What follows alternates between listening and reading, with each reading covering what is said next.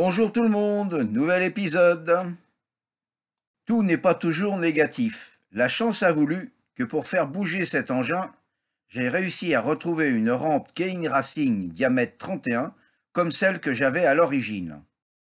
Après avoir monté un circuit provisoire en alimentation d'essence, j'ai branché au circuit une belle batterie toute neuve.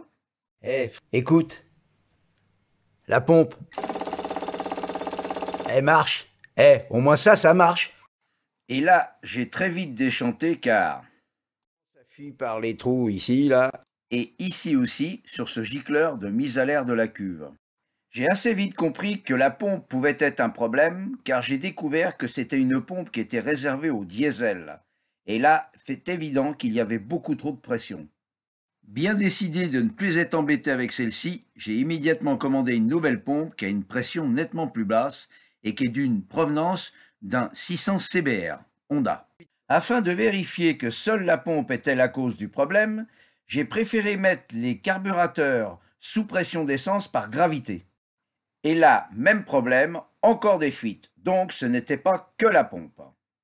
Je décide donc de partir en chasse pour trouver des pointeaux neufs, et grâce aux copains de pitline.biz, j'ai réussi à identifier de quelle provenance elles étaient. Sans trop y croire, je vais chez mon concessionnaire du coin, et il me sort un pointeau qui est exactement celui dont j'ai besoin. Seul petit bémol, c'est que le puits de ce pointeau n'est pas de la même longueur.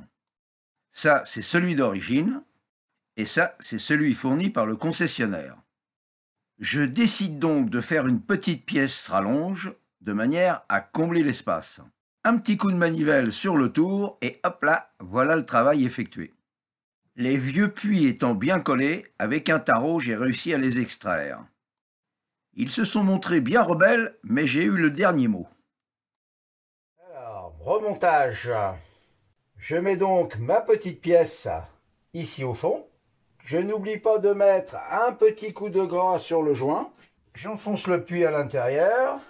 Je vérifie bien que l'aplat soit correct de manière à bien pincer la pièce. Puis je remets la petite vis et le tour est joué. C'est serré. Voilà. Mise en place du pointeau accroché à son flotteur. Encastrement de l'ensemble. Position de l'axe.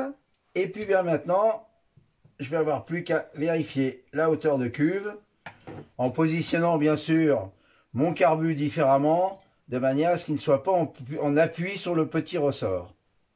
Voilà, c'est-à-dire de la sorte. Voilà, de manière à ce qu'il n'y ait pas d'appui. Je vais pouvoir prendre la cote correctement. Pour pouvoir caler l'ensemble, je ferme tout ça et normalement ça devrait fonctionner. Une fois avoir remonté un des carburateurs pour faire un test, j'ai fabriqué un magnifique banc d'essai. T'en as les moyens, hein. Une fois alimenté par gravité, Eh ben, ça ne fuit plus. affaire à suivre. Merci d'avoir regardé. À bientôt.